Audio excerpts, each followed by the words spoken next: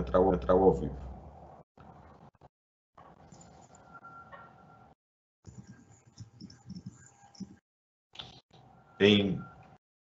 Agora, boa tarde a todos e a todas. Retomando aqui a 645ª sessão ordinária, uma sessão com algumas interrupções por conta das etapas que tivemos que percorrer. E voltamos aqui à pauta do Conselho Superior. Já foi feito já foram feitas as comunicações da presidência. Sara, alguma comunicação pela secretaria? Bom dia, doutor Davi. Me vê, me ouve? Sim, Semana passada não deu certo, eu acho que o meu áudio estava ruim. Bom dia, eu queria estar justificando a ausência do doutor Luiz, que está em férias. Ele agora, nesse momento, ele não pôde estar presente na sessão, na sequência. E queria falar em nome dos servidores da Secretaria do Conselho, que eu queria registrar o agradecimento ao doutor Davi, a toda a sua gestão, que finda a esse mandato, e em nome dos servidores também da administração superior. É isso. Obrigado, Sara, muito obrigado. Muito obrigado mesmo pela sua atenção permanente aqui conosco, com o Conselho Superior. No momento aberto, nós tivemos 2 inscrições. Eu vou resumir as falas, que depois serão anexadas ao vídeo do Conselho no YouTube. A primeira inscrição foi da colega defensora pública Isadora Brandão Araújo da Silva, coordenadora do Núcleo Especializado de Defesa da Diversidade e da Igualdade Racial. Ela informa que encaminhou ao Conselho Superior uma nota técnica do Núcleo Especializado de Defesa da Diversidade e da Igualdade Racial, e ela faz no vídeo uma releitura dos principais pontos dessa nota técnica. Na nota técnica, ela discute o processo 546 de 2019, que foi o processo da expansão institucional. A nota técnica se denomina Novos Discursos e Lugares de Fala, Velhas Práticas e Lógicas Institucionais, ou a falta que faz uma perspectiva interseccional. Menciona que o pleito que o NUDIR apresentava era de um cargo a mais, nesse momento, para auxiliar ali os 2 cargos que estão afastados, até o futuro desmembramento do núcleo.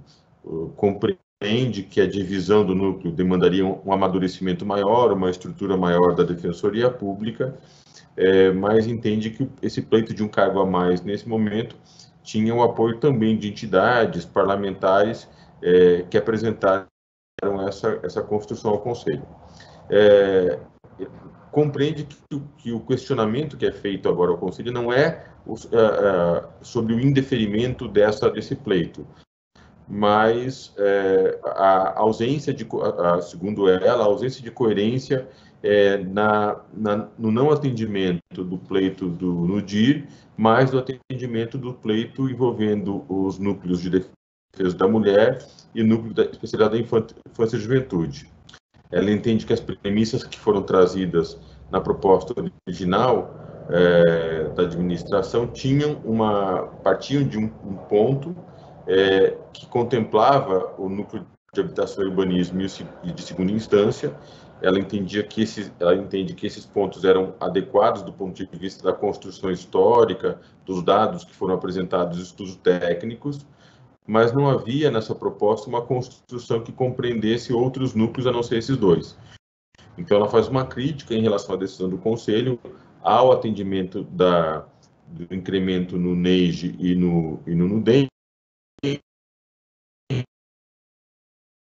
do rompimento dessas premissas que haviam sido estabelecidas inicialmente.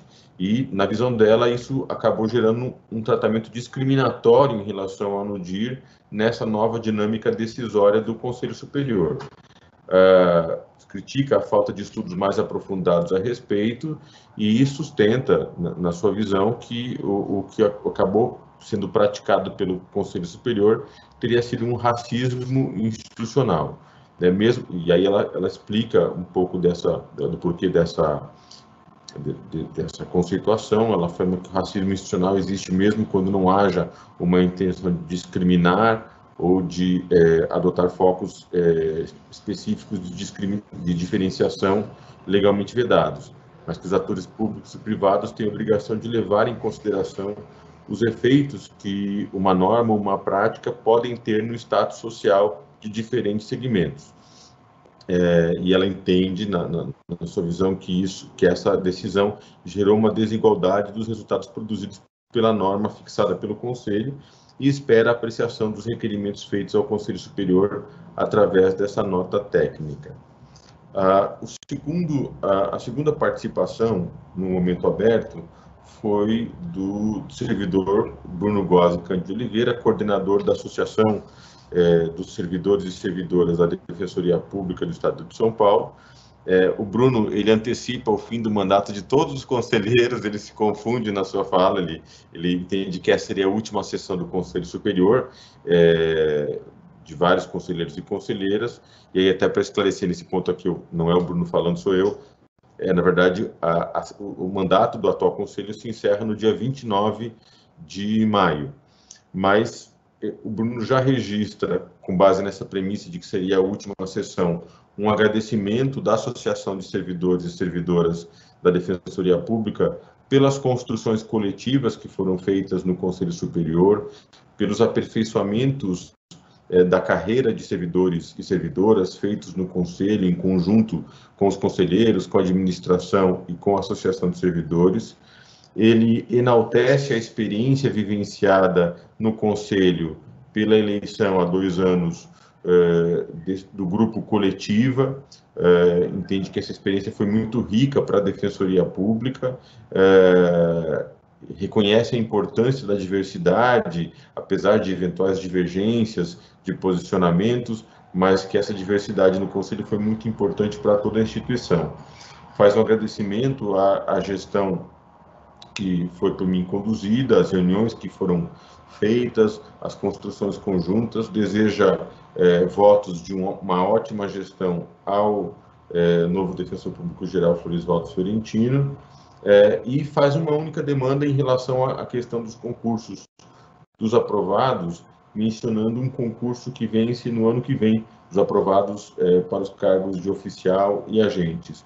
Sobre o concurso que vence no ano que vem, uma preocupação do eventual vencimento desse concurso, do prazo desse concurso.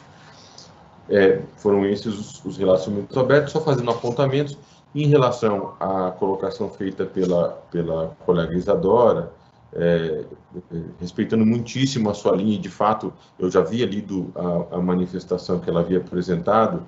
É uma manifestação bastante complexa, que envolve vários pontos, trazidos, várias reflexões que o NUDIR apresenta, não só sobre o processo de expansão, que já foi concluído por esse Conselho, mas também sobre aspectos envolvendo a questão de cotas raciais. São vários aspectos trazidos nessa nota técnica que eu acho que merecem uma consideração, um olhar mais detido a respeito dos temas que ali são tratados.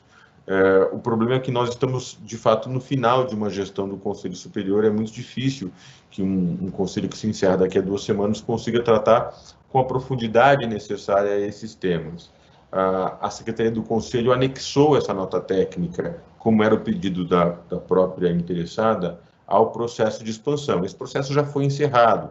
Então, do ponto de vista de forma, é uma nota técnica num processo que já foi encerrado, já foi discutido.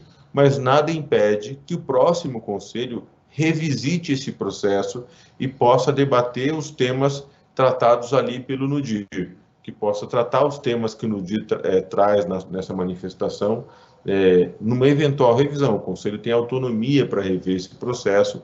Claro que nós vivenciaremos uma dificuldade grande agora de empossamento de novos colegas, né? Há uma paralisação, uma suspensão de novas posses, a não ser as reposições de cargos eventualmente vagos, até dezembro. Quer dizer, essa lei não foi sancionada ainda pelo presidente, pelo menos não havia sido até ontem, né?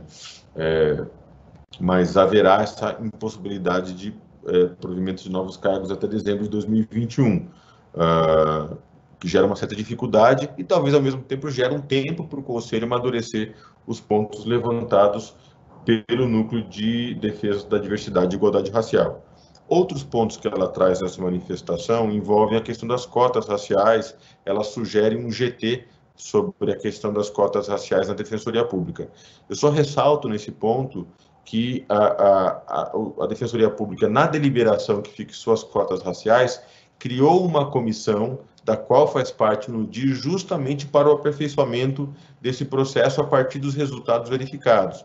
Então, já foi um caminho que o Conselho lá atrás delineou para encaminhar essas questões que envolvam um aperfeiçoamento que tem que acontecer no procedimento de cotas, que é justamente através da própria comissão, ou seja, a comissão trazer propostas ao Conselho que possam aperfeiçoar esse novo formato. Então, não sei se o GT seria a solução mais adequada, mas, de todo modo, eu acho que essa é uma decisão que talvez compita ao próximo Conselho, porque seria muito complicado, na minha visão, que nós, nesse atual Conselho, fixemos já tarefas para o próximo Conselho, que vai se estabelecer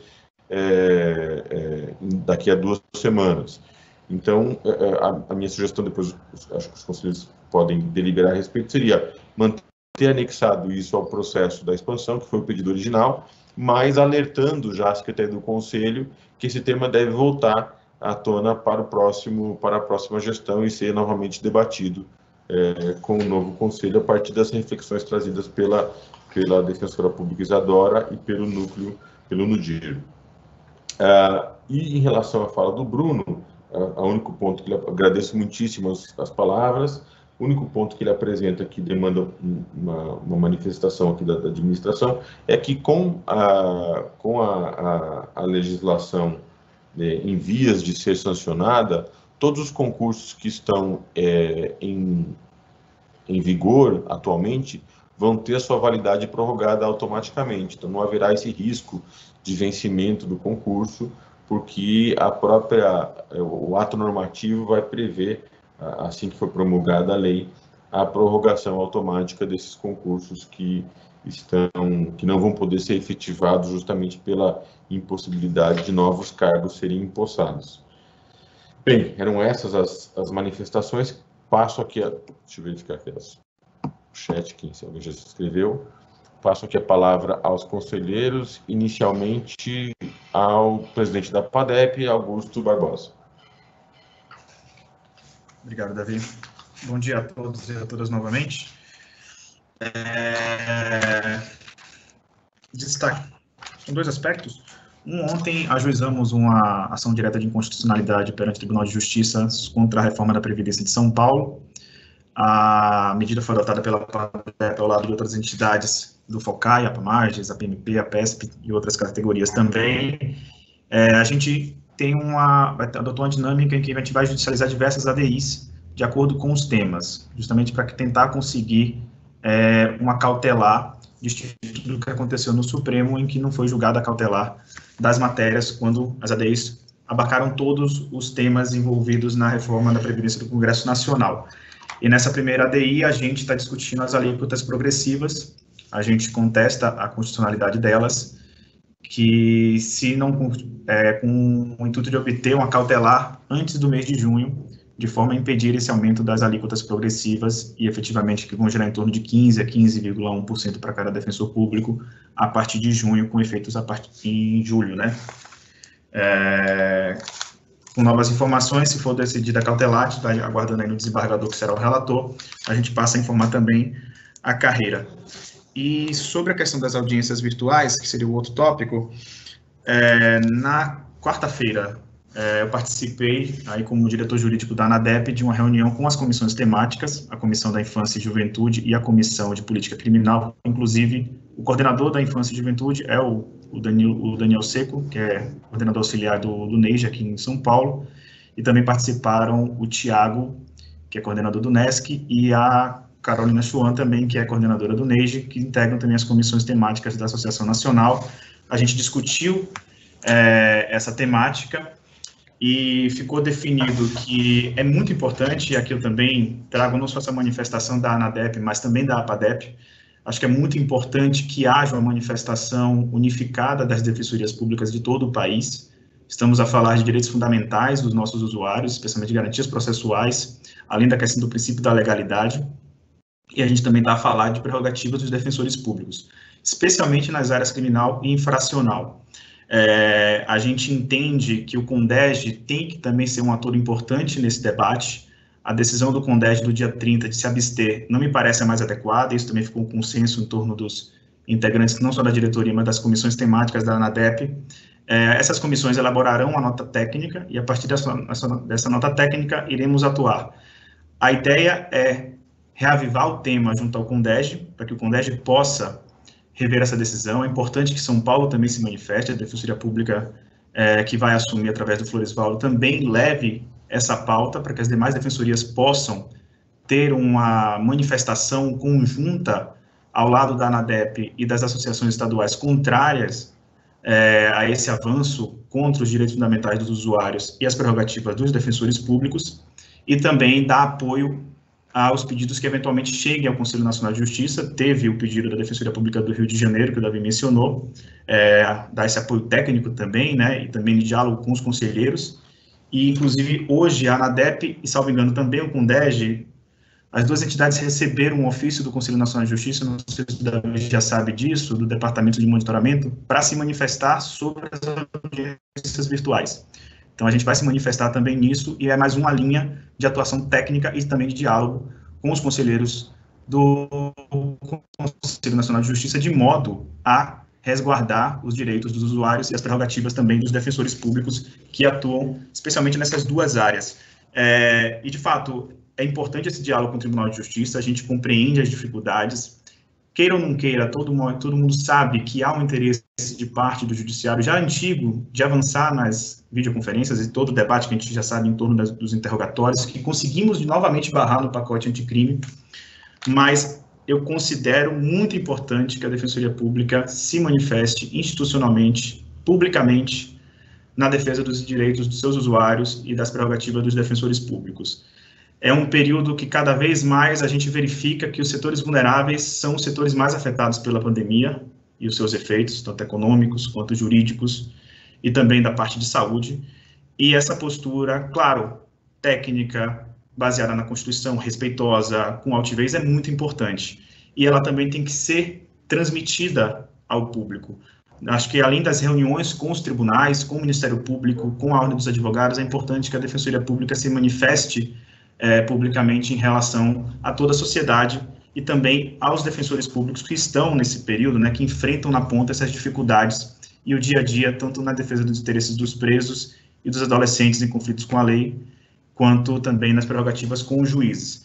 Esse, então, é o posicionamento da ANADEP, e aqui publicamente também solicito que a Defensoria Pública Geral, com o Floresvaldo assumido a partir de amanhã, ele possa também levar essa pauta ao CONDEG e sensibilizar os demais defensores públicos gerais que também votaram pela abstenção no dia 30 de abril, para que modifique essa decisão e a gente possa atuar junto ao Conselho Nacional de Justiça e demais tribunais.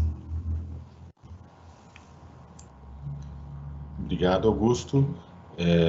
Eu levarei, todos os apontamentos eu levarei ao Floresvaldo, já tinha conversado com ele a respeito, e de fato eu acho que esse engajamento da ANADEP é importante, porque a minha percepção na reunião do CONDEG que isso foi debatido é que era uma experiência de cada estado estava relatando as suas experiências sobre a videoconferência, sem analisar a questão de uma maneira mais conjunta e olhando para um horizonte mais amplo. Então, talvez esses apontamentos que venham também das bases nesses estados que a princípio foram contrários a qualquer medida, possa modificar esse posicionamento. Acho que eu vou passar para o Floresvaldo essa linha também que a gente já vinha adotando. Inclusive, para complementar, Davi, a gente fez foi uma sugestão minha. Obviamente, acho que as 27 defensorias vai ser muito difícil levantar, mas pelo menos conseguimos 5, 6 defensorias públicas e verificar como cada tribunal tem decidido, porque cada um tem adotado uma postura. O Rio de Janeiro adotou uma postura muito grave, mas há outras que podem ser mais interessantes. E também como a Defensoria Pública tem atuado. Acho que é interessante a gente ter esses dados e aí levar, especialmente para o Conselho Nacional de Justiça, mas também manter o diálogo estadual. Acho que seria muito importante. Bem, próximo conselheiro, William Fernandes. Bom dia a todos e todas, nesse novo link. Também quero aproveitar aqui e desejar felicidades aí aos novos defensores e defensoras que hoje escolheram suas vagas, embora já estejam na instituição, em nome da Suhaili, que foi advogada também no Conectas, que é uma das instituições que integrou o Conselho Consultivo da Ouvidoria.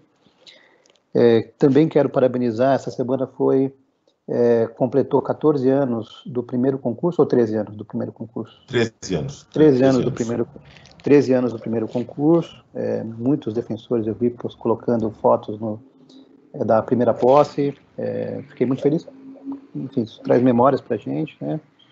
E então queria parabenizar também pelo aniversário de ingresso aí dos defensores da primeira leva e defensoras da primeira leva, que completam aniversário aí na Defensoria Pública. Também quero fazer aqui um apelo e continuar pedindo para que o Defensor Público Geral e a APADEP, ontem nós tivemos uma reunião longa, eu e o Augusto, bastante tempo conversando sobre algumas questões que estamos tocando, mas fundamentalmente da campanha Conexão Solidária São Paulo, onde a gente definiu aqui os rumos da campanha, a gente que chegou a visitar alguns segmentos sociais beneficiados, então a gente viu quanto isso faz diferença na vida das pessoas.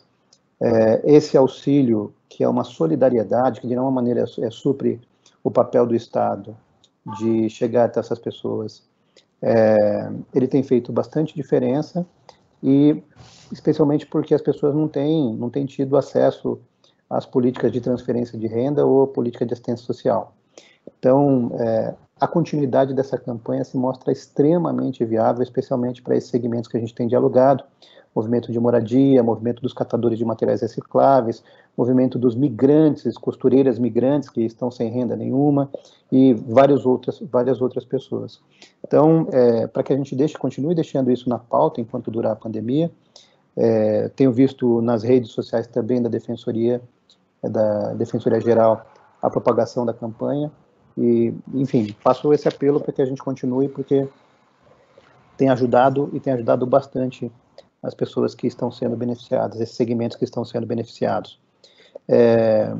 Também, esse mês de maio é o mês da Defensoria Pública, né, o mês do defensor.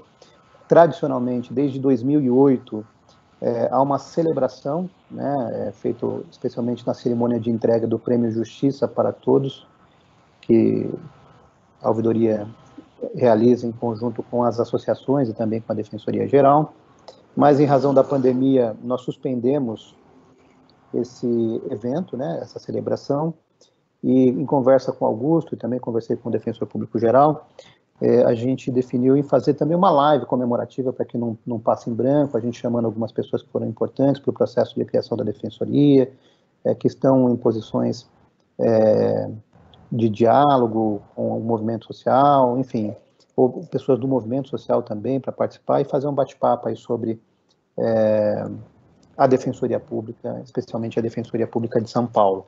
Essa live vai ser na próxima quinta-feira, nas 19 horas, pelas redes sociais aí de todos os envolvidos, ouvidoria, Defensoria e também a APADEP.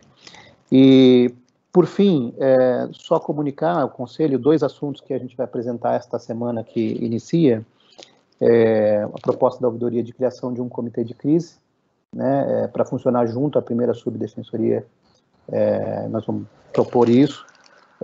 De nenhuma maneira isso tem o objetivo de substituir as decisões administrativas, porque eu acho que isso tem que ser as decisões administrativas devem ser tomadas pela administração, a gente não pode substituir o administrador, né, por uma outra figura, e muito menos por conselho, mas um conselho que pudesse sistematizar as experiências que não estejam focadas somente na pandemia do Covid de agora, mas existem várias outras crises que acontecem, que são imprevisíveis, né, e que demandam aí uma memória, uma sistematização de informações, que possam servir de base aí para a tomada de decisões, que não seja vinculante, obviamente, porque acho que a gente não pode substituir o administrador, mas a gente pode dar uma contribuição significativa, aí formando esse comitê de crise, que eu acho que não deve ser deliberativo, mas sim consultivo, sistematizando essas informações. É isso, por hora. William. Próximo inscrita, conselheira Carolina Rangel. Oi, gente. Em relação à fala do Mudir, só que o que eu gostaria de propor é que essa manifestação deles, como traz pedidos que precisam ser avaliados, né, e sobre os quais é necessária reflexão, eu acho que seria adequado que essa manifestação não ficasse no processo de expansão, mas fosse apensada a um processo novo, distribuída para um conselheiro, que certamente, enfim, a ideia é que o próximo conselho se debruce sobre isso, e que vai poder avaliar se apensa, se ressuscita o processo de expansão para discutir alguma coisa, ou se, enfim, os vários caminhos aí que precisam ser tomados para avaliar todas as questões que eles trazem.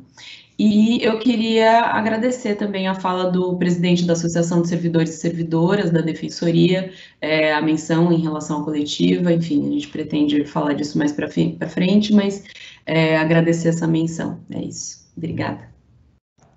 Obrigado, Carol. Eu acho que uma boa ideia isso, talvez essa autuação em separado, é que, de fato, a forma ali na fala da Isadora ficou, na manifestação, um pouco complicada, porque ela faz uma nota técnica a um processo que se encerrou, né? E aí fica estranho, mas eu acho que talvez essa seja uma boa solução, de autuar e distribuir para o próximo conselho já, para uma análise mais completa. Conselheiro Samuel. Boa tarde. Queria, em primeiro lugar, ressaltar o 13º aniversário da posse do primeiro concurso e, enfim, ao mesmo tempo que a gente teve a escolha de vagas hoje do 8º concurso e, enfim, ter a esperança de que em breve a gente tenha outros concursos também. Sobre as audiências virtuais que o Augusto comentou, que a PADEP falou agora, eu acho realmente que é importante que a Defensoria Pública tome uma posição a respeito disso. Isso tem impactos muito, muito grandes no direito dos usuários e na prerrogativa dos defensores. Me preocupa o recuo do Tribunal de Justiça, que é uma redução de garantias, com a retirada da necessidade de concordância das partes para a realização dessas audiências por meio virtual, e me preocupa muito os resultados que isso pode ter a médio e longo prazo. Então, eu concordo com a PADEP que a gente precisa ter uma posição institucional sobre isso, e espero que seja uma posição institucional contrária a esse tipo de audiência. Acho que a gente tem desafios grandes para superar, mas a gente não pode permitir que isso crie condições de violação de direitos e de prerrogativas. Sobre a fala da Isadora, coordenadora do NUDIR, como eu disse no momento da votação, naquele momento eu não votava pela criação de cargo do NUDIR, porque isso era um tema que surgiu muito avançado no processo e eu não tinha clareza se o ideal seria acrescentar um cargo ao NUDIR ou separar o núcleo em dois núcleos. E isso aparentemente também não está muito claro para o NUDIR. Eu acho complicado que eles tenham pedido para juntar nota técnica num processo que já estava findo, e eu me questiono se é o caso da gente tirar a nota técnica da onde eles mesmos pediram para juntar, ou se a gente precisa conversar com eles para verificar se eles vão fazer uma proposta de ampliação do núcleo, expressa num novo procedimento, ou se eles vão fazer uma proposta de divisão em dois núcleos. Ou se basta essa nota técnica para a gente partir daí.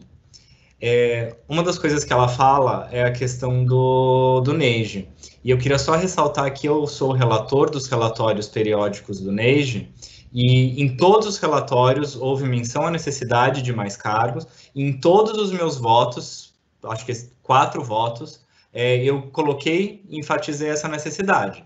Então, pelo menos desse procedimento que eu era o relator, isso sempre esteve na pauta do Conselho Superior, a ampliação de um cargo para o núcleo especializado da infância e juventude. Tá? Eu acho que são esses os pontos que eu queria falar nesse momento. Obrigado. Conselheiro Danilo. Olá, bom dia a todos. Eu queria me manifestar preocupação com relação a essa pressão pela realização das audiências virtuais. Eu entendo, novamente, né? Eu entendo que a gente precisa pensar que essa vai ser uma possibilidade no futuro próximo, tendo em vista a situação que a gente vive, mas eu acho que sucumbir a essa pressão, a defensoria, o papel dela é justamente segurar essa pressão para que todos os direitos dos usuários e cidadãos sejam garantidos. O Tribunal de Justiça, enfim, o Poder Judiciário, ele é o responsável por garantir o devido processo legal. E ele é o responsável por garantir o processo legal na audiência virtual. Então, independente de concordância das partes ou não, é o Poder Judiciário que tem que garantir a entrevista reservada entre defensor e usuário, é o Poder Judiciário que tem que garantir a incomunicabilidade das testemunhas, o que a gente já teve notícia que não vem sendo garantido em algumas audiências realizadas. É o Poder Judiciário que tem que garantir todas as condições para que a audiência virtual transcorra de acordo com o Código de Processo Civil. E, aparentemente, isso nas experiências que vem acontecendo, isso não vem se realizando, e eu acho que a posição da Defensoria não é uma posição contra a audiência virtual, é uma posição contra a audiência virtual que é realizada de forma a não respeitar os direitos e garantias legais dos nossos usuários. Eu acho que é essa diferenciação. O Davi falou que há uma pressão que provavelmente isso vai ser feito, e não tem um problema que isso seja feito, desde que seja feito garantindo todos os direitos processuais e constitucionais aos nossos usuários. Eu queria pontuar uma outra coisa também, eu queria agradecer ao Bruno também, né, pela mensagem dele. A gente ainda tem mais 2 sessões, acho que as despedidas vão ficar para a última. Sobre a manifestação da Isadora, eu queria pontuar, em primeiro lugar, que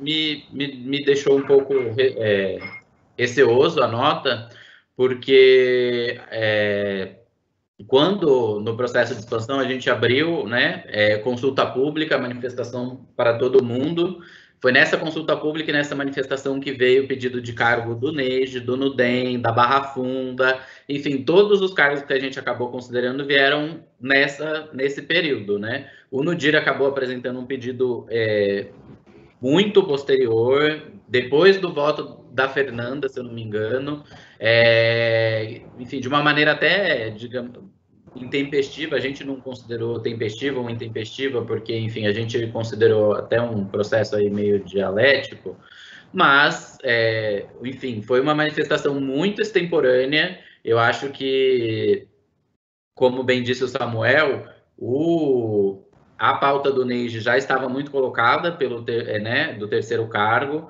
a pauta do NUDEM acabou sendo colocada nesse período, e a pauta do NUDIR veio de uma maneira muito extemporânea. Gostaria de pontuar que, se o NUDIR entende que isso era um assunto que deveria ser tratado, esse conselho, nesse biênio, já teve uma expansão. Nessa expansão, o NUDIR já poderia ter levantado, enfim, essa necessidade de divisão, enfim, já poderia ter proposto o GT. Acredito que algumas falhas aí do NUDIR, né, foram transformadas aí numa crítica ao Conselho.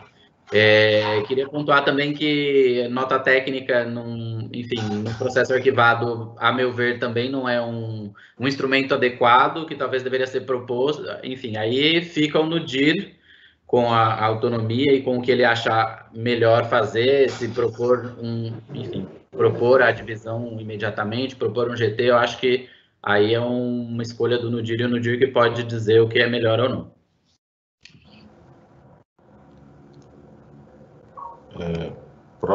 Não tem mais ninguém inscrito. Mais alguém quer se manifestar?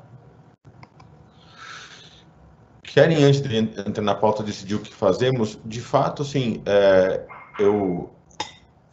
abstraindo completamente a construção que consta na manifestação do NUDIR, é uma construção bastante profunda, com vários apontamentos que, como eu disse, merecem uma análise mais detida. De fato, o que o NUDIR pede, acho que que a forma como ele fez isso é uma forma equivocada, né? Porque ele traz isso no final do processo, uma nota técnica ao final de um processo.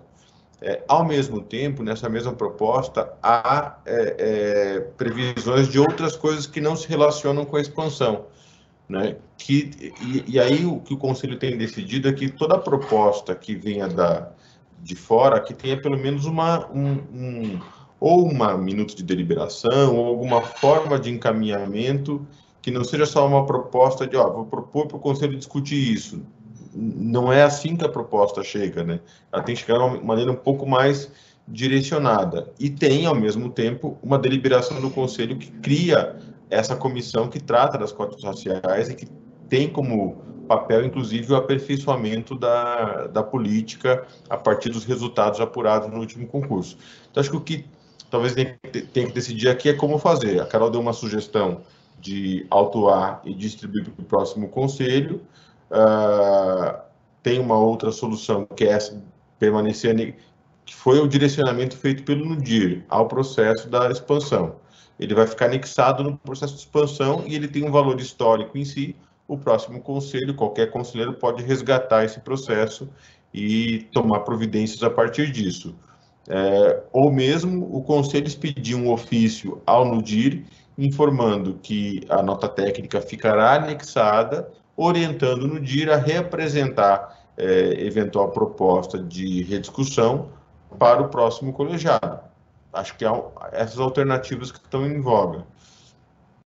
Alguém vê alguma outra possibilidade nesse cenário?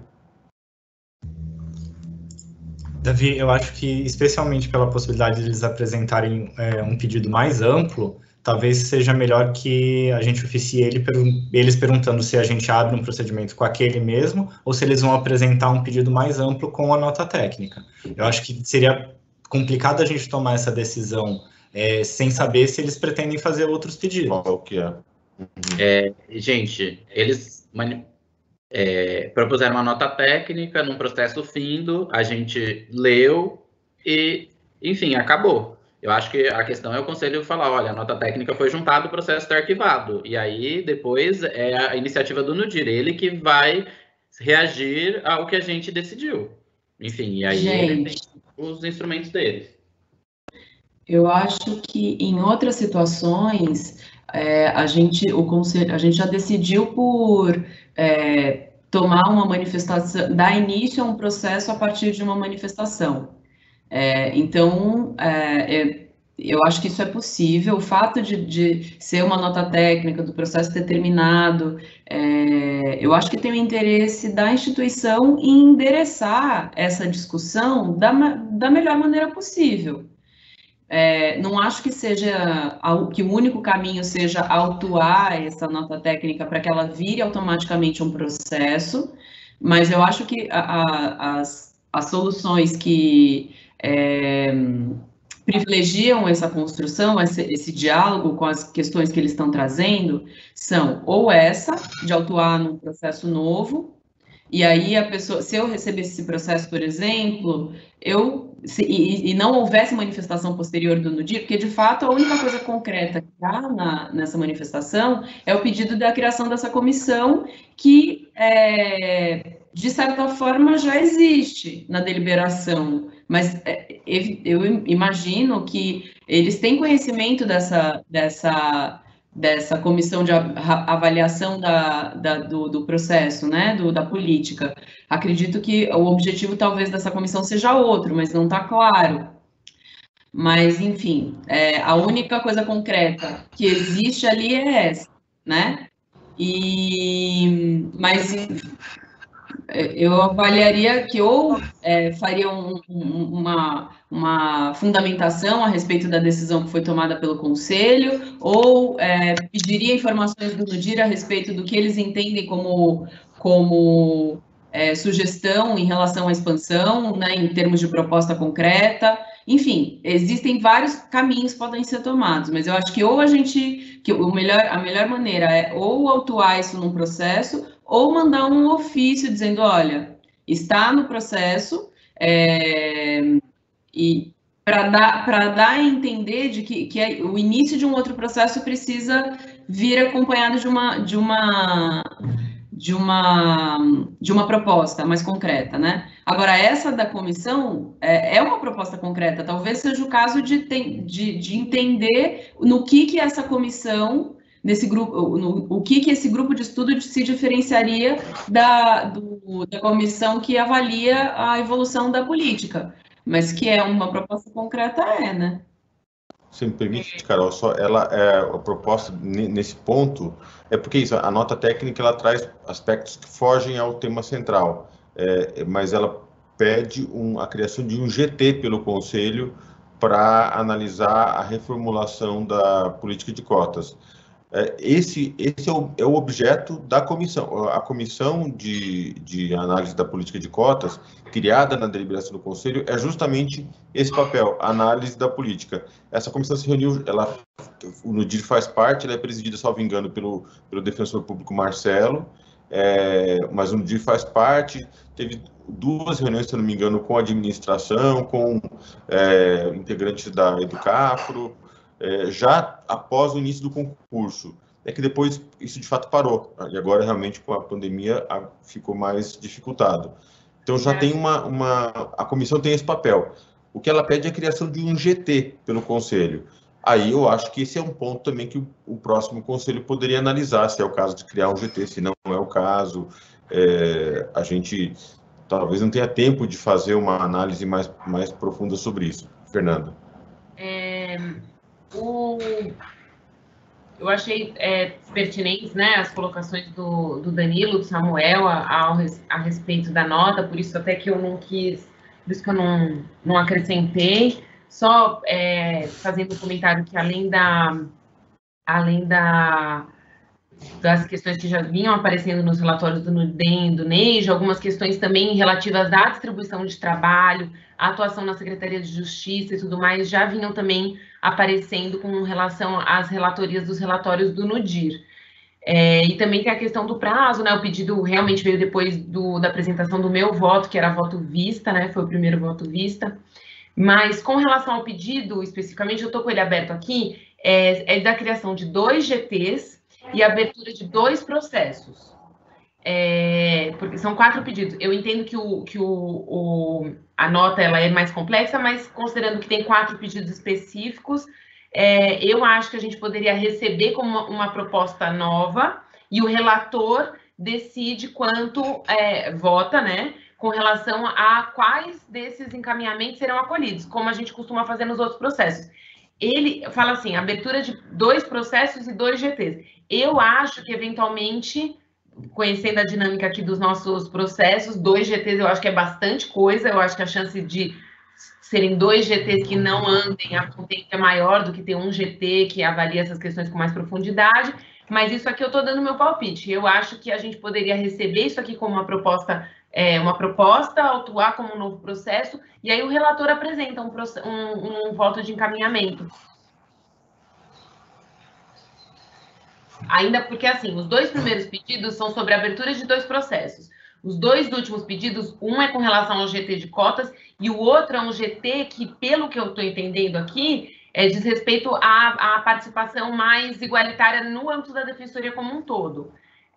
Então, assim, eu acho que o relator pode decidir realmente abrir 2 processos e um GT, ou ser tudo no bojo do mesmo, ou então desmembrar, eventualmente, caso entenda que tem um processo que é muito diferente do escopo do primeiro. Enfim, eu voto como acolher a nota técnica, que realmente acho que, enfim, tem seu valor nos autos já arquivados, mas receber como novo processo.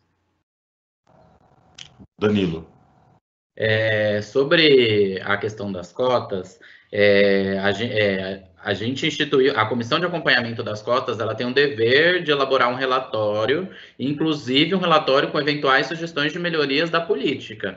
quando a gente assumiu nesse biênio, a gente recebeu um relatório da comissão anterior em relação ao concurso anterior, a gente discutiu, fez alterações na deliberação a respeito do concurso sobre cotas para tentar melhorar a política, enfim, e aí a gente teve esse novo concurso, aparentemente a nova política também não se mostrou adequada, então eu acho que o Conselho tem que aguardar o relatório dessa comissão para se debruçar sobre o assunto novamente. Enfim, eu acho que está previsto esse relatório e essa revisão da política na própria decisão que esse Conselho deu anteriormente. Gente, vamos tentar deliberar. Então, tem duas propostas, tem dois caminhos possíveis aqui. A gente pode manter anexado aos autos da expansão, que é, na verdade, o pedido principal do núcleo é isso, por isso que chama de uma nota técnica, né? Nota técnica é o processo de expansão.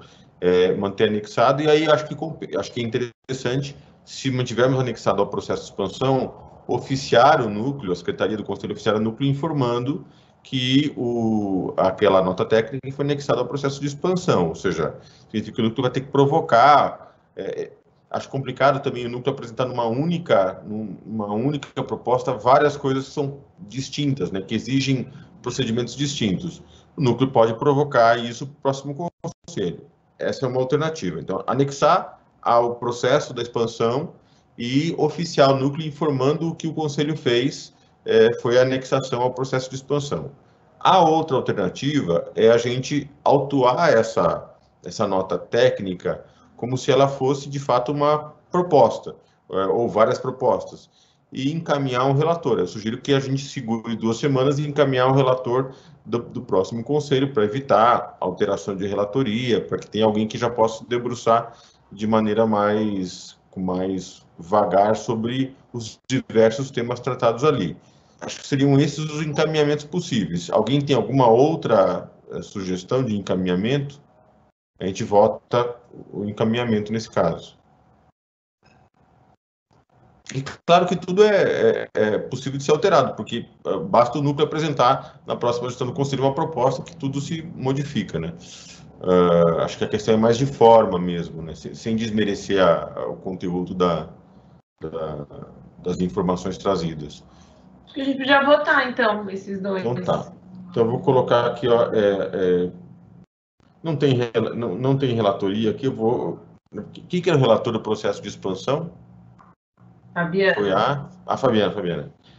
Então, Fabi, nesse caso, como você vota? Para anexar o processo ou autuar em apartado?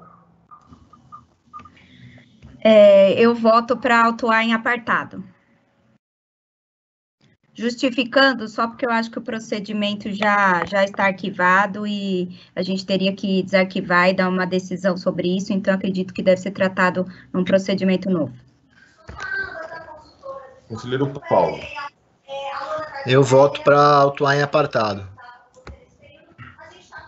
Pedro. Conselheiro Pedro.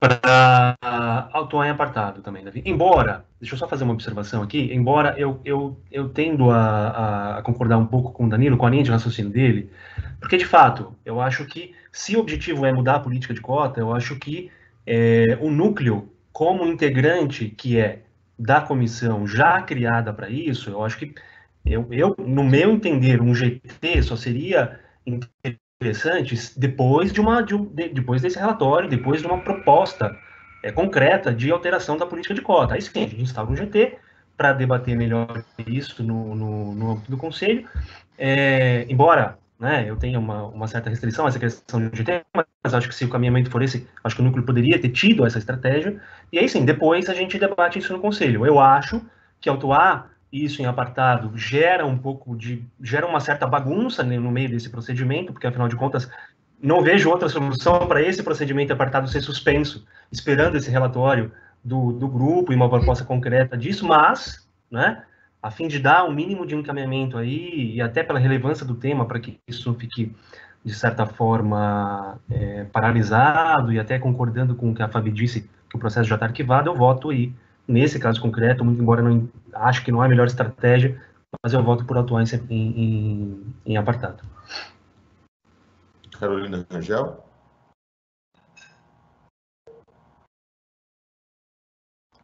Acho que está no mudo, Carol. Pronto, foi?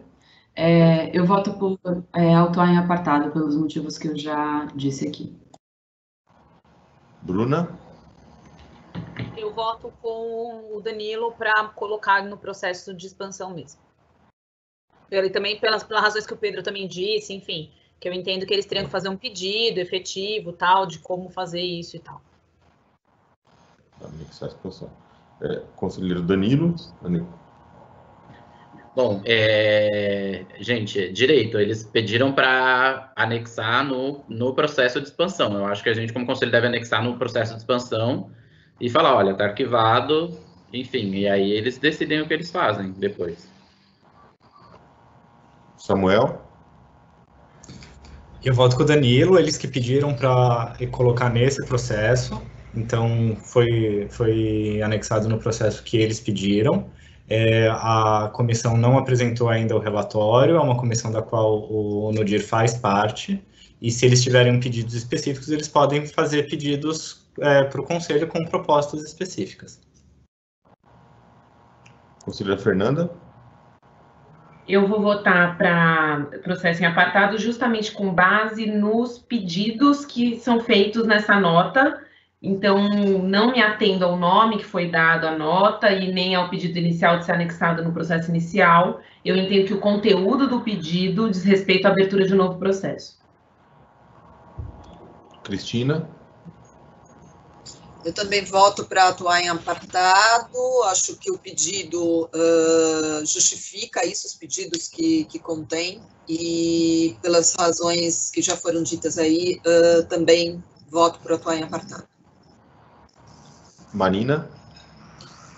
Eu voto com o Danilo, pelas razões já expostas por ele e também com base no que o Pedro falou. Eu acho que vai criar um tumulto, acho que era o melhor, era uma nova proposta.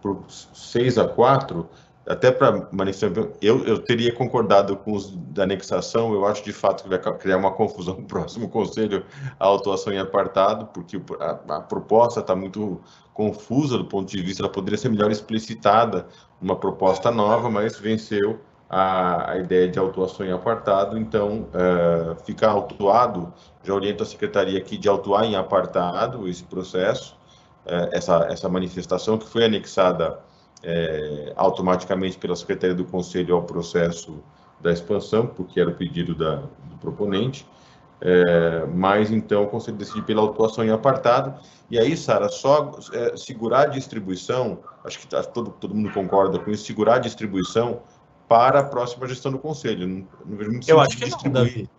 Você acha que não? Que pode distribuir normalmente, se ficar com um conselheiro ou conselheira que vai continuar. É verdade. Ótimo. Se for com um conselheiro ou conselheira que não tiver tempo de proferir voto, ele vai suceder os processos. Não tem motivo para segurar, Perfeito. Não. Perfeito, tem razão. Porque aí distribui automaticamente para quem assumiu a função ali no conselho. Então, tá ok. Então, fica definida a autuação do processo. Tudo bem, Sara? Então, tá ok. Então, autuação do processo e distribuição ao Conselho Superior. Distribuição ao conselheiro ou conselheira relatora. Bem, agora entrando aqui na ordem do dia, nós temos 4 exceções à pauta e um processo só na pauta. Porque o outro nós já vencemos, que era a remoção. Vamos começar pelas exceções, que são 3. A primeira delas é a exceção do processo de número CSDP 055 de 2020, que tem como interessada a defensora pública Giovana De Vito dos Santos Rota. É um pedido de afastamento para participação no curso de mestrado no período de 13 de março a 3 de julho de 2020. O relator é o conselheiro Paulo Eduardo, que está com a palavra. Bom, gente, bom dia. Esse processo é um processo de afastamento para participação no curso de mestrado no período de 13 de março a 3 de julho. Ele já tinha sido deferido pelo Conselho. Ocorre que, conforme informado pela interessada na documentação que eu anexei ao voto, em razão das medidas de restrição decorrentes da pandemia, a Unesp suspendeu todas as aulas presenciais a partir do dia 17 de março. Então, uma vez cientificado o colegiado, eu voto pela autorização de suspensão do afastamento inicialmente deferido, até que seja informada a data de efetivo retorno às aulas, comunicando-se o DRH acerca dessa suspensão. Como voto? Em discussão? Eu tenho uma dúvida. Pode falar. Tem aula remota ou não? Foram suspensas as aulas? Então, foram suspensas as aulas presenciais todas. Essa semana, na verdade, o que aconteceu? Ela me encaminhou isso logo no começo da pandemia. Só que com um monte de e-mail e tal, eu esqueci de apresentar esse voto.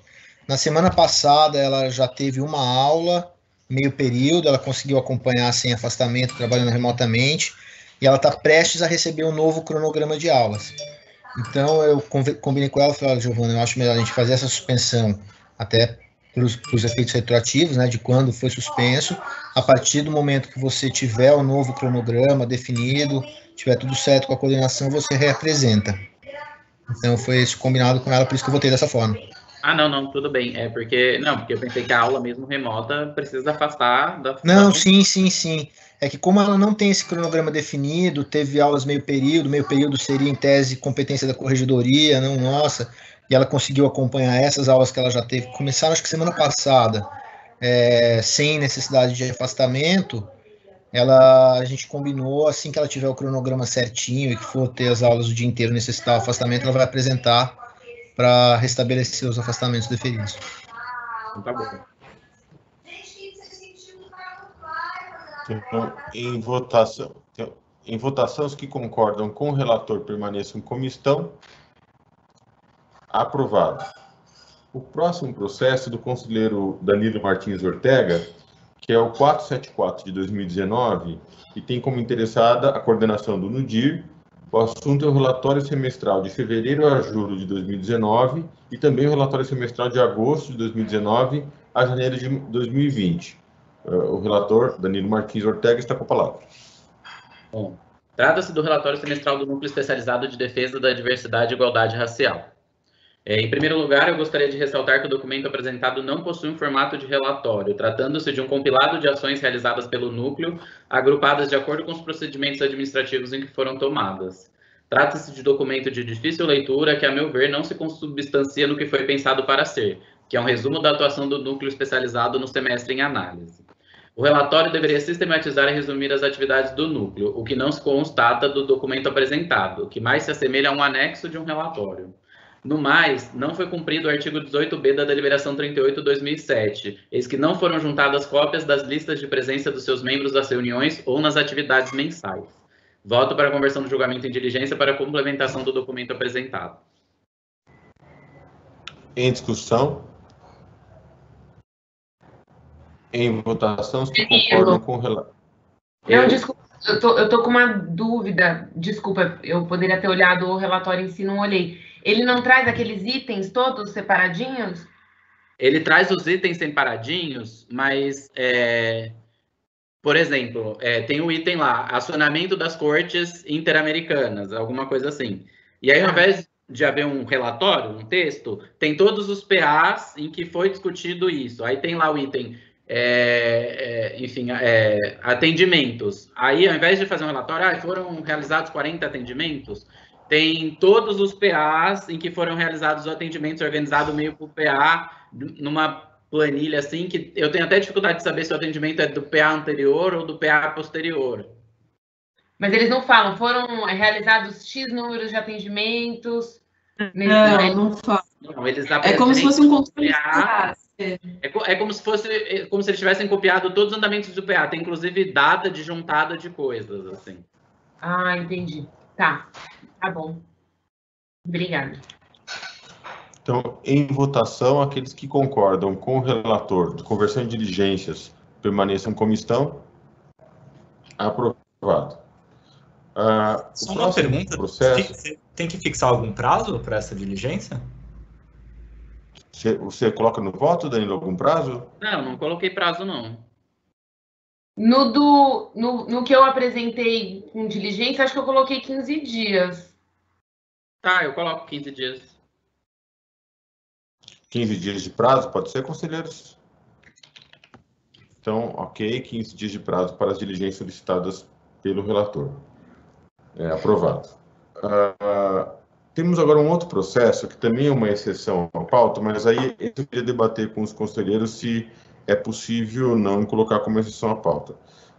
É um relatório de estágio probatório, é o primeiro relatório, é o de número 11 de 2018, que tem como interessada Amanda Palmieri Fração. O relator é o conselheiro Paulo, que me alertou para essa questão.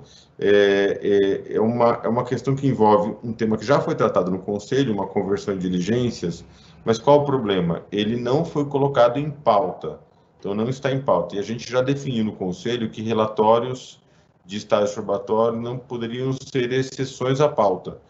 O conselheiro Paulo pode até explicar melhor, a defensora está ciente que seria tratado hoje, mas isso não está publicado no Diário Oficial, então, na verdade, iria de encontro, né, iria contra a nossa orientação de que estágios probatórios apenas com publicação em pauta. Quer complementar alguma questão, Paulo? Na verdade, o que acontece? No relatório, o Danilo apresentou um voto pela continuidade do estágio probatório dela, só que fez um encaminhamento de que fosse oficiada a Corregedoria Geral de Justiça, porque ela relatava, à época da apresentação do relatório, que ela teria dificuldades em relação à questão da entrevista reservada. Em troca de mensagens com ela me informou que essa questão é superada. Então, basicamente, eu gostaria de apresentar o voto só para manter, né, o voto do Danilo no tocante à continuidade do estágio probatório, mas excluir essa diligência que ele tinha apresentado. Então, fica a critério de vocês, se vocês acharem que dá para a gente fazer. Eu conversei com ela por e-mail essa semana, conversei por telefone também com a coordenação, ela está ciente que eu precisaria apresentar isso. Então, fica a critério de vocês, se a gente vota agora ou deixa para a próxima sessão. O que pensam os conselheiros?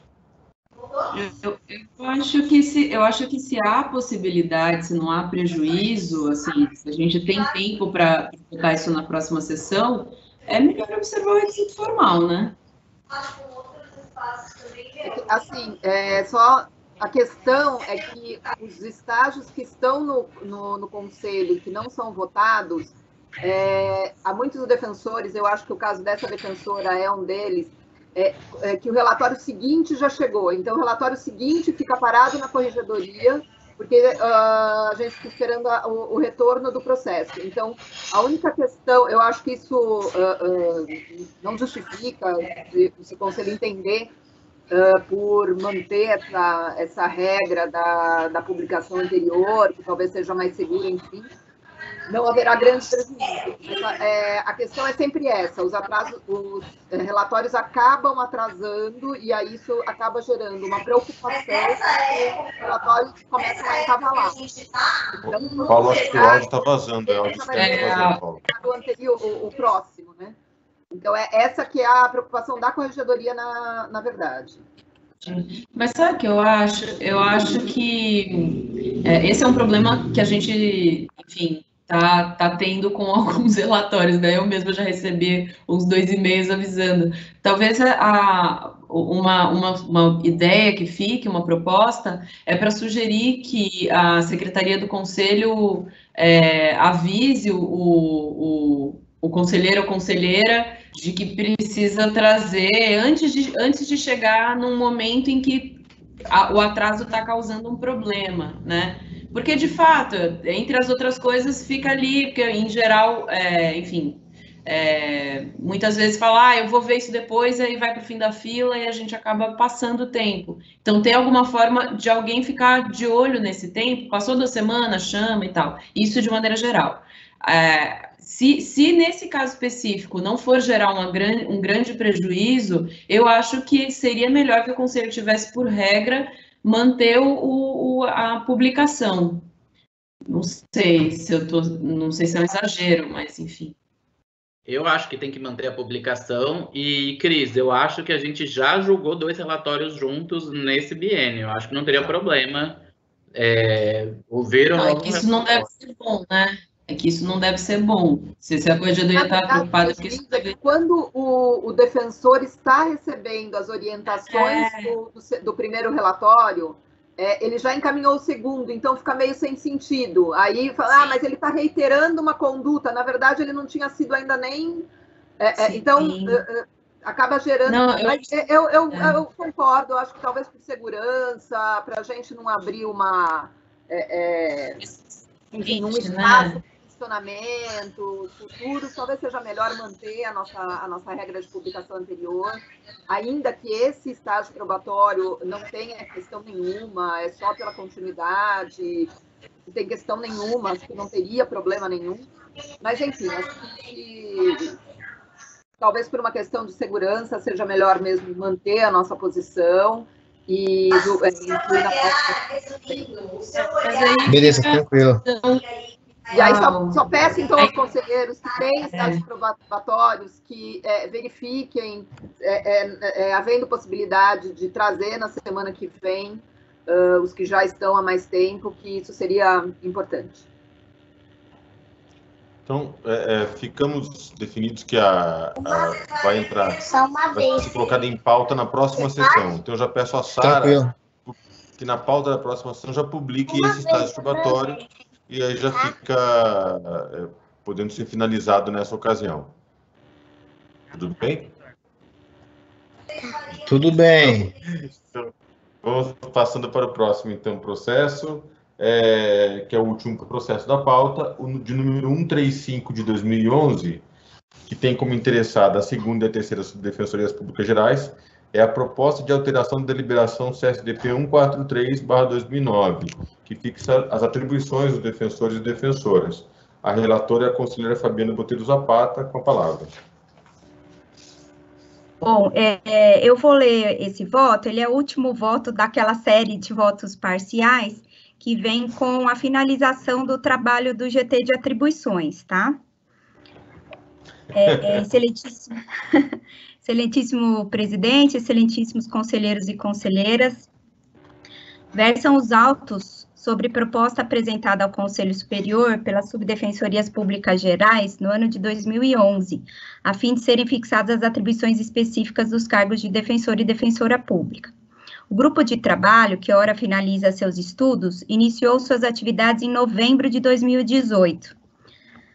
Nesta última composição do Conselho Superior, foram ao todo apresentados 5 votos parciais por essa relatoria, encaminhando produção deste grupo de trabalho por fases e conjunto de atribuições específicas que após foram expostos em consulta pública por sugestão do GT e deliberação do Conselho Superior.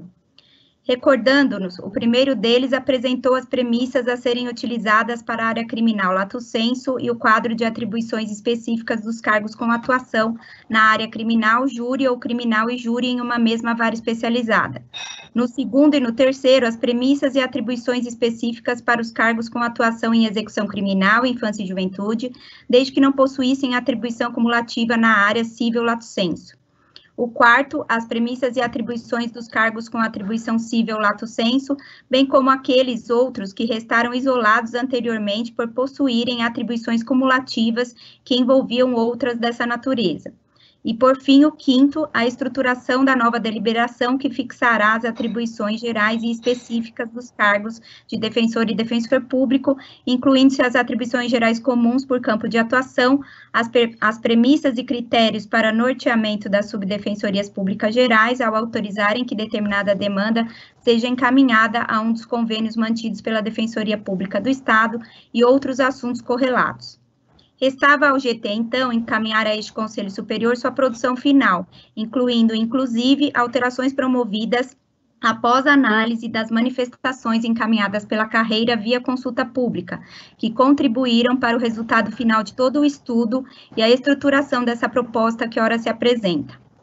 Relembro que as discordâncias apontadas pelos membros do GT serão eventualmente expostas durante a discussão que se instalará no Conselho Superior a partir dessa proposta final, e ainda que esse voto deve ser considerado em conjunto com os 5 anteriores. Primeiro item, das observações pós-consulta criminal e júri. Foram recebidas contribuições da carreira após a consulta que colocou em discussão as atribuições criminais específicas e as premissas de atuação nesta área específica.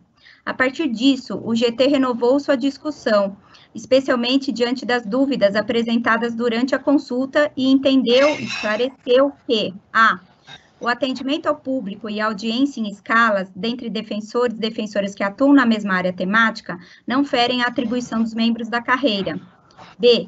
Deve-se garantir que o usuário seja atendido na unidade respectiva, mesmo que presente no atendimento o membro que não atua em seu processo, desde que haja naquela data plantão da área temática. C. Outros feitos, entre aspas, termo utilizado na fixação das atribuições específicas, refere-se a procedimentos que tramitam nas varas judiciais ou departamentos, mas que não possuem natureza de ação criminal. Exemplo, inquéritos policiais, procedimentos que tramitam junto à vara de registros públicos, feitos de corregedoria de presídios, etc. D. A existência de juiz auxiliar fixo foi tratada como premissa e entendeu-se que demandará análise de utilização do convênio por configurar a presença de um juiz a mais permanentemente em segunda pauta. E. A discussão da pauta dupla merece estudo aprofundado e amplo, devendo ser realizada no âmbito do GT próprio, inclusive para pensar em soluções diversas por área territorial. F. A ação penal privada deve ser analisada por membro da carreira, que, após avaliação financeira e orientação jurídica, especialmente quanto à viabilidade da demanda, utilizar-se-á de provisionamento a convênio. G. No caso de pedido de restituição de bens da vítima, o Ministério Público deve ser acionado, evitando-se a colidência. H. Onde há vara especializada do júri, não há como se realizar a primeira fase como regra geral, mas é esperada tal atuação onde já há defensor na vara onde é realizada essa primeira fase. I. Sobre a atuação em HCs para o STJ de quem realizou a atividade de custódia, mas não segue no processo, assim como no caso dos plantões judiciários, quem segue, no caso, é o membro que atua no processo, até em razão da prejudicialidade próxima. No caso do DIPO da capital, os membros seguem na impetração de HC ao STJ, respeitando-se a análise do colega responsável pelo acompanhamento do processo de conhecimento. A atuação junto ao juiz corregedor deve se dar em todos os cargos de natureza criminal, inclusive DIPO. K. Em caso de violência doméstica, a atuação em favor da vítima também carrega a atribuição geral criminal. Das observações pós-consulta VEC. Quanto à consulta VEC, também foram recebidas diversas contribuições da carreira. Dentre os temas apresentados, reinstalou-se a discussão no GT, que entendeu relevante reafirmar, rever e esclarecer que A. As audiências VEC ocorrem em menor escala e nada impede que o próprio membro a realize, dispensando-se a escala em rodízio para pautas de audiências. B. O acordo de não persecução penal e execução de multa penal poderão aumentar o volume de processos nas defensorias, mas a questão não se refere à fixação das atribuições específicas, mas à parametrização que não é objeto desse processo. C. Sobre a discussão a respeito da multa, haja vista a inovação legal, a atuação se dá pelo local ou vara em que tramita o processo, como é o caso da prisão civil, que corre em vara de família. D.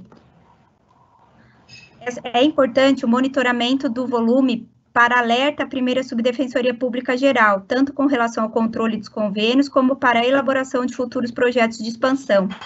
E. É admissível que, de forma temporária, o segundo coordenador auxiliar para assuntos criminais e de execução penal tenha seus finais reduzidos em razão do exercício dessa função. Para estes casos, eventual compensação deve ser autorizada pela subdefensoria e comunicada à Corregedoria Geral. F. Diante da dificuldade de se conhecer os dados relativos à execução criminal em razão da existência das RAGs, que englobam mais de uma regional, bem como pelo fato de o ESAG arrastar ao último local em que houve manifestação da Defensoria Pública as intimações anteriores, entende-se que a fixação por hora deve refletir a organização atual, com a previsão expressa em deliberação de que, ao se contemplar um ano de dol, os dados devem ser revistos nessa área em específico para nova análise. Ao longo desse período, novos estabelecimentos prisionais que surjam serão reavaliados mediante proposta de alteração de atribuição específica ou para a elaboração de ato para auxílio nos DECRIMs. Das observações pós-consulta Infância e Juventude. Recebidas as contribuições sobre a temática de infância e juventude, no período de consulta à carreira, o GT, diante das dúvidas e colocações encaminhadas, entendeu e esclareceu que, a. Reconhecendo ainda limitações na atuação da Defensoria Pública nessa área temática, em razão do número de seus membros, o GT indicou a atuação em favor da família, como sendo a regra, sem prejuízo de consulta específica à Subdefensoria Pública Geral diante de caso concreto que demanda outra solução. Ainda, a atuação em favor da criança demanda maiores estudos teóricos e práticos para eventual expansão nessa área. B. A articulação junto aos atores de garantia de direitos e da rede de proteção foi prevista nas atribuições gerais. C. A visibilidade da atuação da infância, especialmente extrajudicial, depende de registros possíveis no DOL e de leitura pela Corregedoria Geral desses pontos específicos quando dos relatórios automatizados gerados.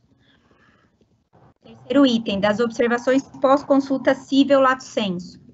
Foram recebidas ainda contribuições da carreira relativas a esta área temática, tanto quanto às atribuições específicas propostas, como quanto às premissas de atuação sugeridas.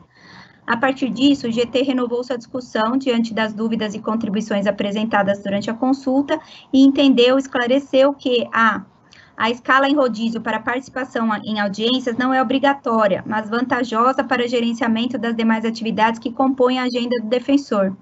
B. Quanto ao acompanhamento de processos que tramitam em outra comarca, em havendo unidade da Defensoria Pública neste local, deve-se prestar auxílio ao usuário, encaminhando-se documentos via DOL ao membro com atribuição para o processo, bem como para prestar informações simples, como data de audiência, etc., mantendo-se alguma interlocução entre as unidades. C.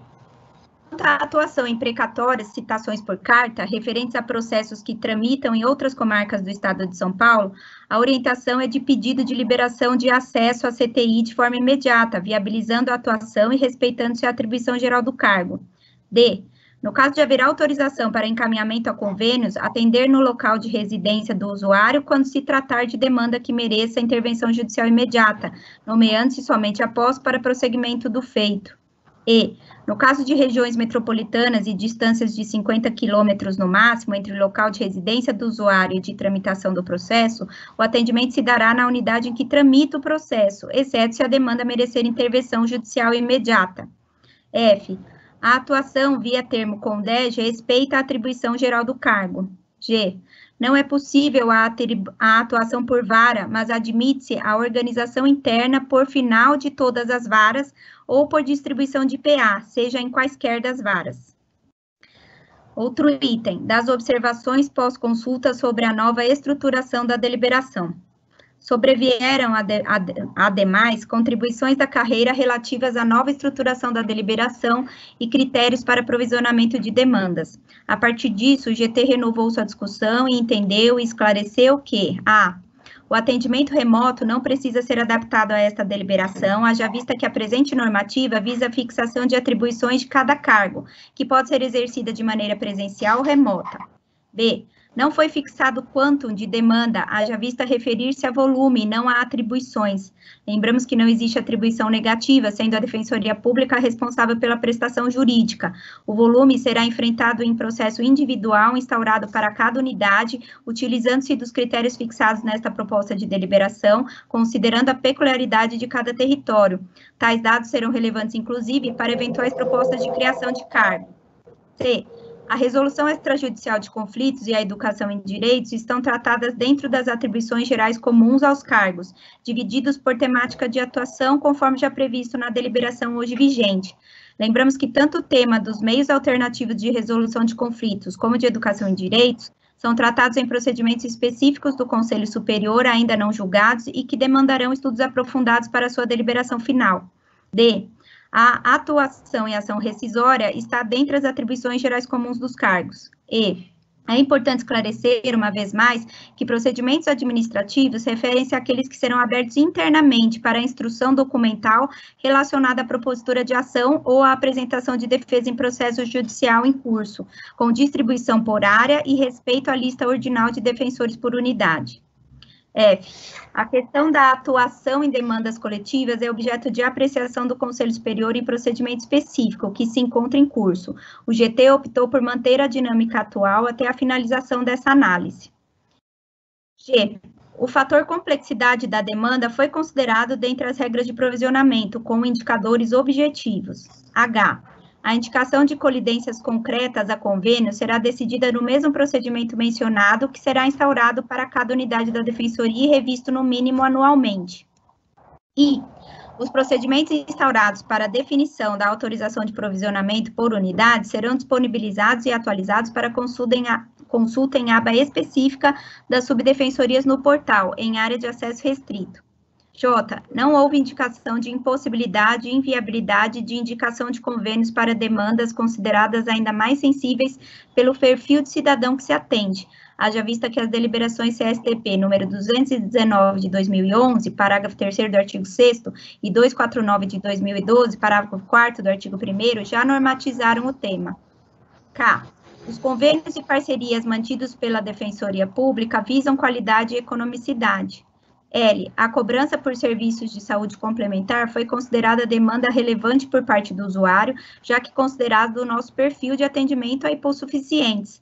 O que demandará nossa atuação serão casos em que o usuário não possuiria condições de arcar com tais despesas. M. O enfrentamento de internações em manicômios ou outros locais de internação psiquiátrica foi considerado de alta relevância, já que incluído dentre aquelas demandas relacionadas à manutenção da liberdade contra meios civis de restrição de liberdade. N. O tema a respeito de resolução extrajudicial de conflitos em demandas que envolvam violência doméstica deve ser tratado por meio de capacitação e fluxos ou rotinas de trabalho, não se referindo à atribuição do cargo. Das observações finais. Nas planilhas dos anexos, importante informar que, definida a questão da fixação por finais ou distribuição de procedimentos administrativos internos, especialmente no que diz respeito à área civil lato sensu, algumas unidades não encaminharam proposta de divisão. Assim, nestes casos, foi sugerida a divisão por final proporcional, sendo possível que durante o julgamento deste processo haja indicação pelos colegas dessas unidades de novos finais, desde que equalizados entre si. Ainda com relação à divisão por finais, o mesmo ocorreu em relação a cargos de execução criminal, que poderão encaminhar uma divisão equalizada, se assim entenderem, para especificação de sua atribuição. Ressalto que algumas unidades indicaram seus finais com consideração do dígito do processo. Neste caso, a divisão foi mantida no anexo apresentado abaixo. Nos demais casos, esse não foi um modelo adotado pelo GT, em razão deste ter observado que tal divisão pode causar desequilíbrio na distribuição. Finalizada a revisão dos trabalhos após todas as consultas públicas disponibilizadas a carreiras e consideradas as dúvidas e manifestações de defensores e defensores públicos recebidas, a conclusão dos estudos do GT é ofertada ao Conselho Superior para análise e deliberação, contendo ao final a minuta de deliberação CSTP com seus anexos. Ressalta-se a necessidade de avaliar se a instauração de procedimento específico previsto nos parágrafos 4º e 5º do artigo 1º da deliberação CSTP número 143/09 ainda vigente para as seguintes unidades, e aí depois isso é apontado em outro local. Voto, pois, pela aprovação da proposta à hora apresentada. Como voto, nos anexos estão a minuta de deliberação e 4 anexos, né, sendo o primeiro deles a relação das atribuições específicas de cada cargo, o segundo, a tabela relativa à execução criminal, com os estabelecimentos e as unidades respectivas, quando o caso de presos. A terceira, anexo 3, também com referência à atribuição de execução criminal, dando conta dos liberados e a relação de seus processos digitais por DECRIM. E a quarta, que são os critérios para autorização de nomeação pelas subdefensorias públicas. É como voto.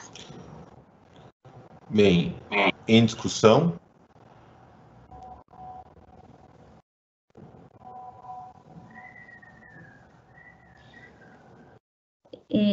Eu acho que assim, é um processo que demanda muita discussão, né? E nós estamos aí numa transição.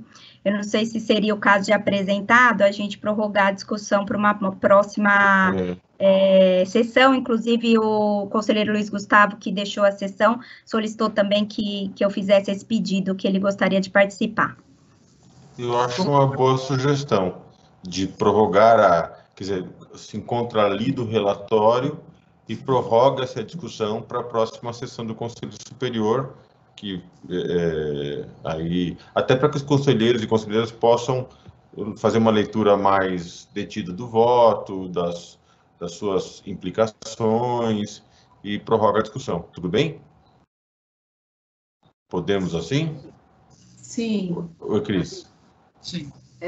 Na verdade, eu concordo. Eu só queria aqui fazer o registro de que esse é um tema histórico na Defensoria Pública. A gente discute a questão das atribuições desde que a Defensoria Pública foi criada. E quando esse GT foi criado, eu me lembro que na primeira reunião eu falei, gente, eu discuto isso há muitos anos, se não for para andar esse tema, eu acho que a gente não precisa nem começar. E houve ali um compromisso de todos os conselheiros que participaram do GT, de fazer esse assunto andar realmente. E eu me sinto muito feliz, né, por de fato a gente ter conseguido avançar.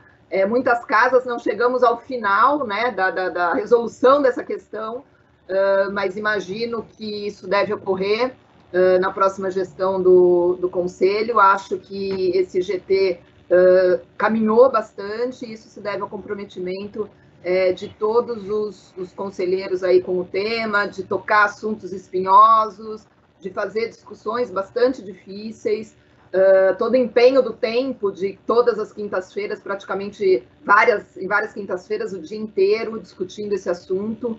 Então, queria cumprimentar e agradecer todos os conselheiros pelo empenho.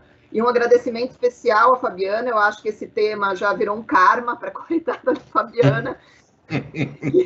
Entra ano, sai ano, ela continua, né, com esse... Fabiana Atribuições Zapata. Com essa questão, né, e sem dúvida nenhuma, acho que um dos processos mais difíceis que a gente tem tramitando no Conselho, e a Fabiana sempre muito aberta e acolhendo todas as sugestões, ouvindo todos os conselheiros do GT, ouvindo todos os membros da carreira que enviaram sugestões, enfim, se dedicando aí à elaboração desse voto enorme, né, e completo e muito bem fundamentado. Então, Fabiana, te agradeço por todo o trabalho e te cumprimento aí pela elaboração do voto, e a todos os conselheiros que realmente se empenharam na realização desse trabalho, que é um trabalho muito importante para a Defensoria.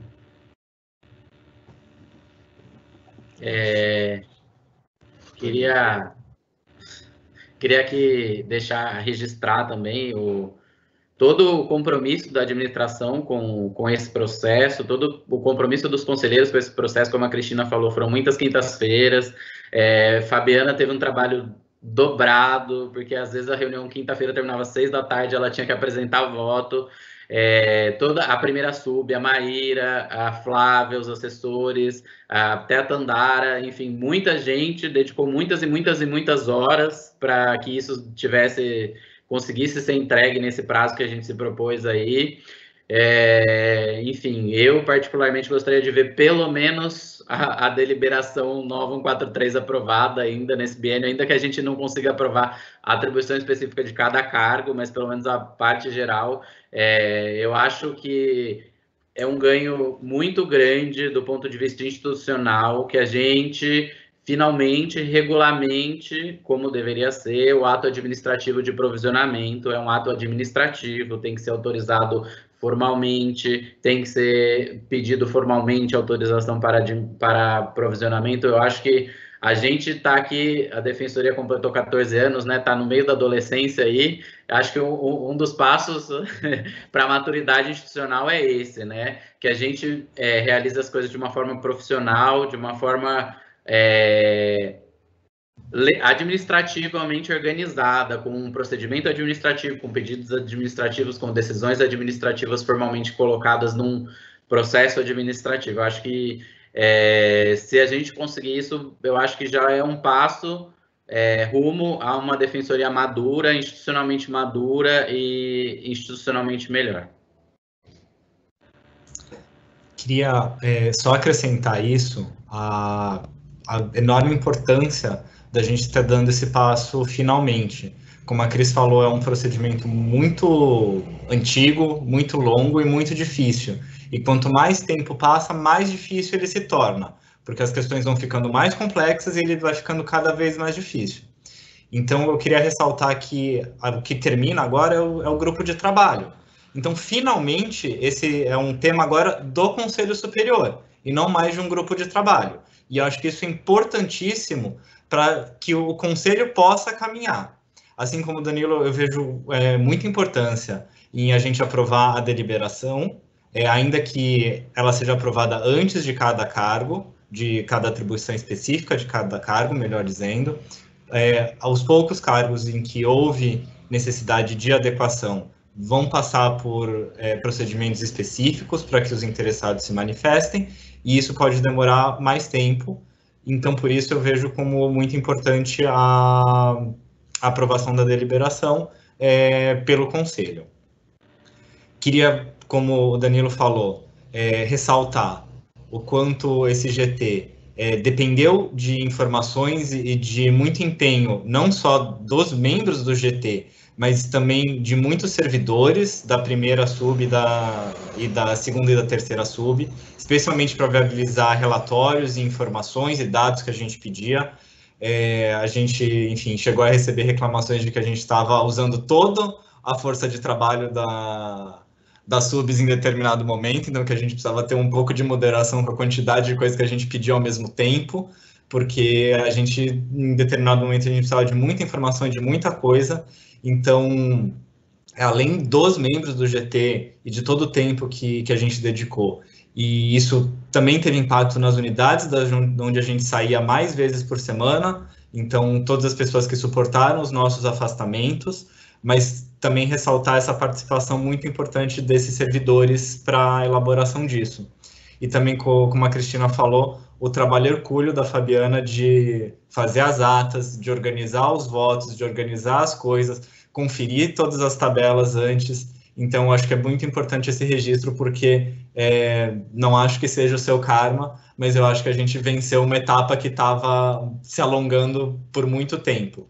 E agora esse tema passa a ser do Conselho e, no que eu entendo, uma proposta bastante adequada. Eu só queria, além de agradecer também os servidores da primeira, da segunda sub, da terceira sub, a Maíra, que ajudou muito a gente no GT, com aquele caderno dela imenso, com todos os números e tudo mais. Eu queria também, eu só participei da parte civil do GT, eu queria agradecer os nossos colegas de unidade que suportaram os nossos afastamentos toda quinta-feira, e também o Edgar, que ajudou bastante a gente na parte civil, que eu participei do GT na parte civil, então eu também queria aproveitar para agradecer o Edgar, que é o assessor civil, que ajudou bastante e a gente nessa parte.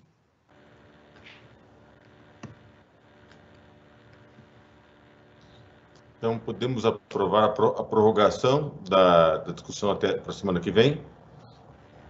Todos já de acordo? Então, fica acolhida a prorrogação da sessão, da discussão desse processo para a próxima semana. Dito isso, conselheiro... Claro. Eu recebi algumas mensagens aqui que foi difícil acompanhar a leitura, talvez colocar o voto já no processo, no acompanhamento online de processo, para as pessoas poderem ter acesso. Perfeito. Já colocar, então, subir o voto no processo, a Sara faz isso, depois, né, a Fabi já manda para a Sara, e ela sobe o voto no processo para todos poderem ter acesso essa informação completa. Bem, então, foi o nosso último processo na pauta de hoje. Eu, assim, vou sentir muitas saudades de todos vocês. E vou mesmo, assim, é pura sinceridade, por mais cansativo. E eu acho que esse conselho, eu participei de vários conselhos, mas esse conselho foi o conselho mais exigente do ponto de vista de intensidade do debate, né? A gente debatemos tudo de maneira muito intensa. Os horários de término que dizem isso, né? Quantas sessões acabaram, especialmente agora no remoto, às 7 da noite. Isso mostra, de fato, uma preocupação de todos aqui, todos os conselheiros da FADEP, da Ouvidoria, da Associação de Servidores que acompanha, por aprimorar a Defensoria Pública, né? Pelo aprimoramento da instituição. Acho que isso é uma coisa que talvez seja o grande diferencial da Defensoria, né? A vontade de melhorar. Todo mundo quer melhorar a instituição. Então, vou sentir muita falta de vocês, vou estar torcendo para que o próximo conselho, quem permanecer, tenha muito sucesso na condução das questões tão importantes para todos nós, que a gente consiga passar logo por esse momento, que a gente possa marcar um happy hour nosso de despedida, para tomar uma juntos. Agradecer muitíssimo todo mundo da equipe técnica que faz com que o conselho possa ser transmitido, de novo, CTI, comunicação, a Secretaria do Conselho, todo mundo que participa indiretamente aqui da sessão. E beijos e abraços a todos. Nos vemos em breve, tomando umas, comemorando, celebrando a vida. Beijos. Olá, Davi. Valeu. Tchau, gente.